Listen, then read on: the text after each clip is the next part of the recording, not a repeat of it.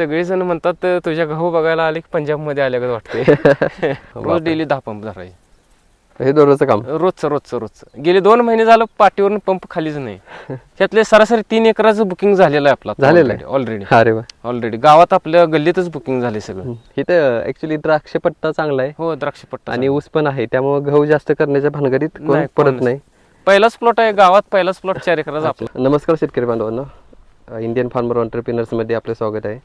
माझ्याबरोबर अभय नलवडे आहेत. मी आज आलो आहे कोल्हापूरमध्ये. इथं जी शेती दिसते ही संपूर्ण 15 एकर शेती ही त्यांची आहे. आत्ता इथं ऊस निघालेलं आहे आणि इकडे चिक्कू बाग आहे 1.5-2 एकरमध्ये. आणि तिथे जो दिसतोय तुम्हाला गहू दिसतोय 4 एकरमध्ये आहे, बरोबर? 4 एकरमध्ये गहू आहे. आणि त्या गव्हाविषयीच आज संपूर्ण माहिती ते आपल्याला सांगणार आहेत. त्यांच्या चिक्कू बागेविषयी आपण व्हिडिओ केलेला आहे. अतिशय छान त्यांचं विक्री मॉडेल आहे, त्याबद्दलही तुम्ही व्हिडिओमध्ये जाऊन माहिती बघू शकता. चिक्कूविषयीच्या गव्हाबद्दल काय सांगाल तुम्ही? कोणती व्हरायटी आहे? गहू आपला 68-78 आहे आपला गहू. हां हां. C1 बियाणं आहे, पहिल्या स्टेजचं बियाणं आहे. ओके. हे आपण कृषी शाळेत गेलो होतो बियाणं आणण्यासाठी, प्रथम 70 बियाणं आणण्यासाठी. हां हां. ते काय बियाणं मिळालं नाही, त्यापेक्षा व्हरायटी चांगली म्हणून त्यांनी 68-78 म्हणून बियाणं दिले आपल्याला. 68-78. हां. आणि 4 एकरमध्ये लावलेले आपण. 4 एकरमध्ये लावलेला आहे. कधीची लागण आहे?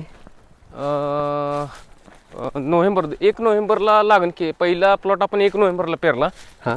मग पेरत असताना पाऊस झाला, 2 दिवस सलग पाऊस झाला ना परत. हां हां. मग 2 प्लॉट पडले ह्यात आपले. अच्छा. एक 1 तारखेचा आणि एक 5 तारखेचा. ओके. 2 प्लॉट पडले. म्हणजे 2 का 3 प्लॉट आहेत? सध्या 2 प्लॉट आहे ते, म्हणजे प्लॉटवारी 3 आहे ते. हां. पण 2 प्लॉट 1 तारखेचे आहे ते. हां. आणि 1 प्लॉट 5 तारखेचा. 5 तारखेचा. 5 तारखेचा. अच्छा. मग सहज सरळ असे 2-3 दिवसात फरक पडून सगळं वाळलेलं आहे, व्यवस्थित वाळलेलं आहे. अच्छा. किती दिवसात काढायला येईल आता? एक 7-8 दिवस पाहिजेत अजून. जरा कुठतर पानं वल्ली आहेत अशी. मग पुढ्या पडतात ना ह्यामध्ये. हां हां हां. काय सांगाल गव्हाचं वैशिष्ट्य? गहू 1 नंबर टपोर आहे गहू. हां हां. आणि पोळी आणि पाऊ बनवायसाठी 1 नंबर आहे गहू. अच्छा. म्हणजे आपण व्हिडिओमध्ये बघून माहिती काढूनच आपण हे गव्हाचं वाण हे केलेलं आहे. हे संपूर्ण 4 एकरचं एरिया आहे ना? हां 4 एकर एरिया. हे पंजाबमध्ये आल्यागत दिसतंय. पंजाबमध्ये आल्यासारखे दिसते. कोल्हापूर अजून 1-2 एकर असतं तर शक्यतो कोणा एवढा करत नाही. 4 एकर, अर्धा एकर 10 गुंठ असतं नाही कोण करत तसं. 4 एकरचा पहिलाच प्रयोग असेल या भागात. सगळेजण म्हणतात तुझ्या गहू बघायला आले की पंजाबमध्ये आल्यागत वाटते. म्हणजे पहिलाच प्रयोग असेल इथे? पहिलाच प्रयोग आहे आपला. ह्यांच्याबद्दल सांगायचं झालं तर हे खरं इथे ज्वारी असते कंटिन्यू. 1 नंबर ज्वारी. पहिल्यापासून हे ज्वारी करतात. 6 एकर 7 एकर ज्वारी त्यांची कंटिन्यू राहते. परभणी मोठी ना? त्यांचं बियाणं आहे कंटिन्यू परभणी मोठी. आणि पूर्वीपासून ते तेच बियाणं करतात आणि त्याची विक्री स्टॉलवर करतात आणि बियाण्याची विक्री सुद्धा शेतकऱ्यांना करतात ते, बरोबर? हो हो हो. पण ह्या वर्षी त्यांनी गहू केलाय, याचं कारण काय झालंय, शाळू विक्री जरा मंदावली आणि नवीन जरा काहीतरी रानात करण्यासाठी म्हटलं गहू घ्यावा. अच्छा. असा विषय. एकच पीक घेता वर्षाला? वर्षाला एकच पीक असतं आपलं. मी असं डबल पीक काय नसतं रानात, एकच पीक असते. अच्छा. मग ह्या वर्षी ज्वारी किंवा गहू? ज्वारी किंवा गहू. इथे काय काय शक्यतो कवा केला नव्हता. ह्या वर्षी पहिल्यांदाच गव्हाचा प्रयोग केला. पहिलाच प्रयोग आहे. सक्सेस पण झाला. सक्सेस झाला, बघू शकता आपण. सक्सेस झाला, पूर्ण सक्सेस झाला प्लॉट. 4 एकर असं एक लेवल आहे, असं एक लेवल, कमी काय नाही, उंची नाही, काय नाही. आणि कुठेही तण व्यवस्थापन 1 नंबर चोख केलेला आहे. बरोबर. तण नाही कुठे. म्हणजे गव्हावर असा वेली चढल्या नाही काय, असं काय नाही.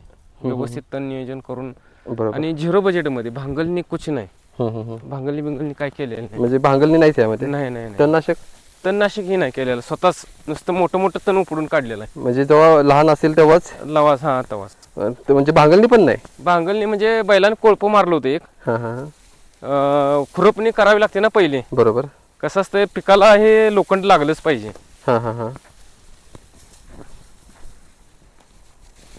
आणि पाणी आपले बोर आहेत, 3 होल आहेत. पाणी आता ह्या प्लॉटला 6 पाणी बसलेले आहेत. आणि पलीकडे 2 प्लॉट आहेत, त्याला 5 पाणी झाले. ओके. किती दिवस झाले याला?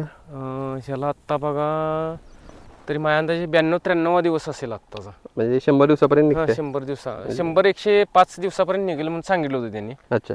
105 दिवस तर ठेवायचं आपल्याला अजून. अजून एक 8 लोंब्याबद्दल दिवस काय तर सांगा? ठेवायचं. लोंब्या लोंब्या तरी आता हे 7 ते 8 इंच लोंबी आहे ही. ॲव्हरेज वगैरे अशीच आहे. हो, अशीच आहे. आणि प्रत्येक कुडीत 4 आहे ती अच्छा. बियाणं.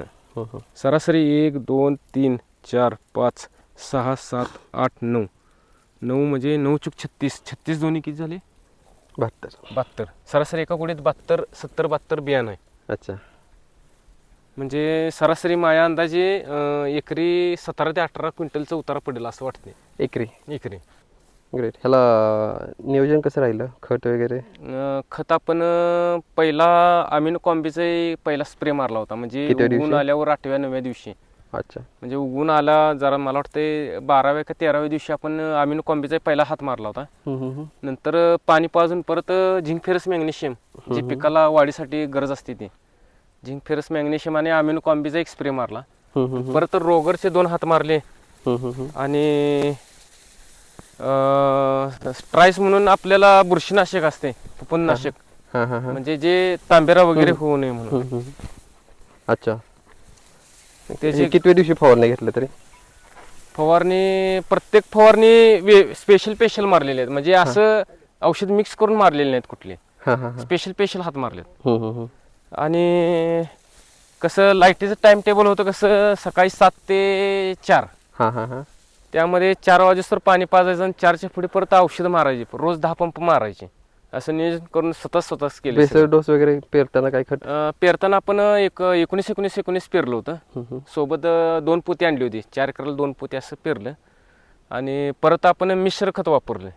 जे आपल्याला कमी बजेटमध्ये माझ्या मित्राची कंपनी आहे कुपवाड MIDC. हं, हं. त्यांच्याकडं आपण 600 रुपये पोत्याप्रमाणे 50 किलो पोती अशी 9 पोती आणि युरिया 4 एकराला 9 पोती असं 18 पोत्याचा बेसल डोस दिलेला आपण. ओके. म्हणजे कॉम्बीचा पॅक होता ना तो. सगळं खतं मिक्स करून ते विकतात ना ते. अच्छा. पेरल्यानंतर त्यानंतर हं? पेरल्यानंतर हा, पेरल्यानंतर म्हणजे आपण कोळप मारलं बैलांचं यात. म्हणजे बैलाच कोळप आमच्या गावात तयार केलेत लोकांनी, बैलवाल्यांनी. हं, हं. म्हणजे घावामध्ये अच्छा. गव्हासाठी. भांगलणीचा खर्च सगळा निम्म्याहून कमी आलेला. अरे वा. त्याचा व्हिडिओ आहे का आपल्याकडे?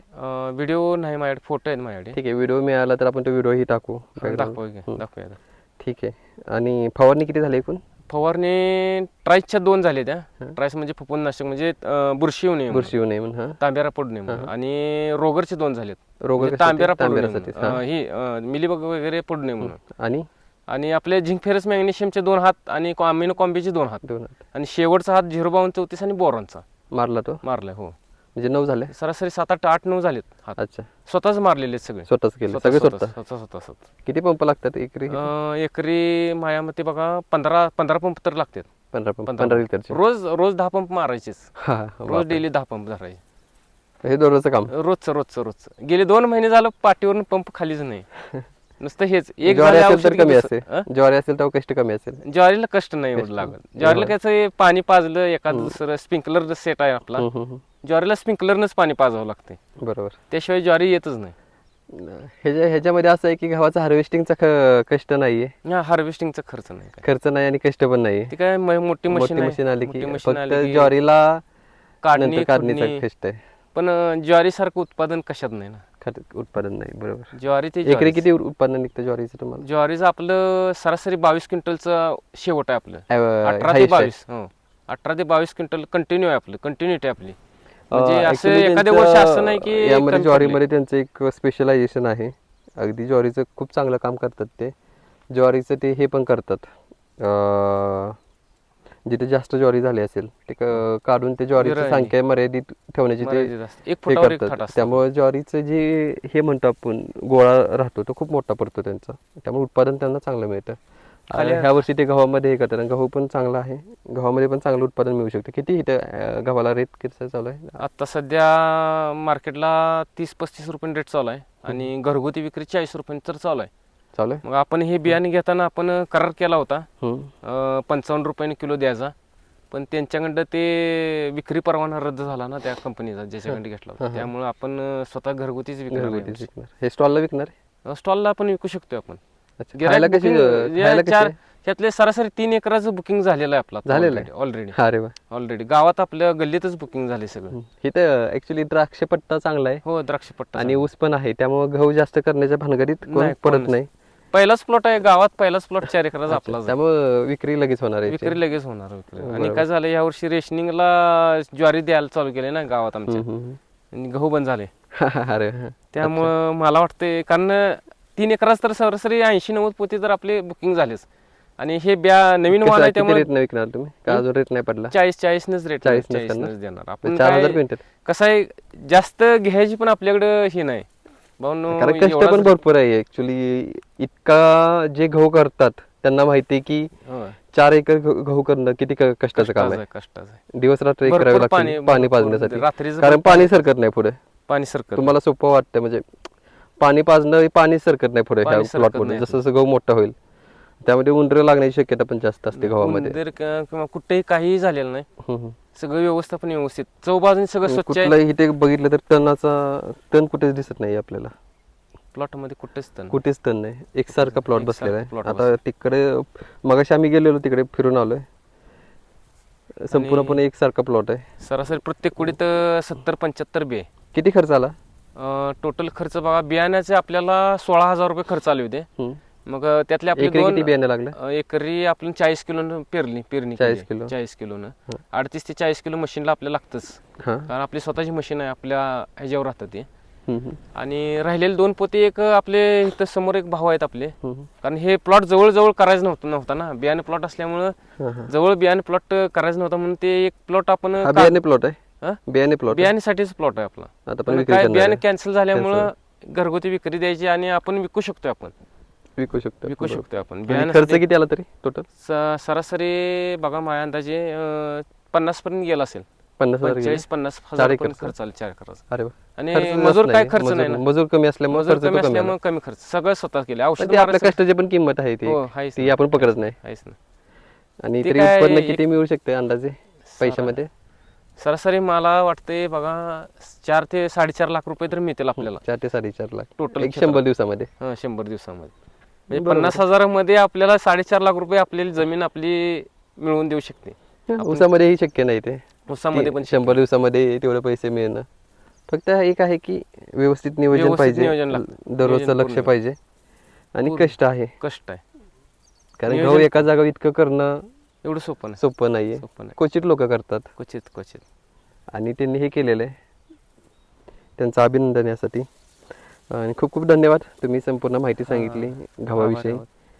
पुढे जर कुणाला गव्हाविषयी हो, सांगेन. प्रॉब्लेम नाही, असतील, आपलं शंका आपण असतील, सगळ्यांनाच माहिती तुमचा सांगू. नंबर सांगताय? माझा नंबर मोबाईल नंबर 9860 41 41 57. हा व्हॉट्सअप नंबर पण आहे आपला. हां हां. आणि ह्या गावाचं नाव सांगा आणि कोणत्या एरियामध्ये पडतो? गावाचं नाव कोल्हापूर आहे आणि तालुका मिरज, जिल्हा सांगली. मिरज सांग. आणि बरोबर. आपलं रान म्हटलं तर सांगली तासगाव रोडला कोल्हापूर गाव येतं. कोल्हापूर पासून 1 किलोमीटरवरच आपलं रोडलाच हे. बरोबर. आणि त्यांच्याविषयी अजून एक सांगायचं झालं तर ही त्यांची चिक्कूची बाग आहे इथे. एकूण किती झाड आहेत? एकूण 80 झाड आहेत आपली. 80 झाड आहेत 2 आणि एकर बाग आहे. स्वतः विक्री करतात चिक्कूची. त्यांचा स्टॉल असतो इथेच रोडला. त्यांना कॉल केला तरी ते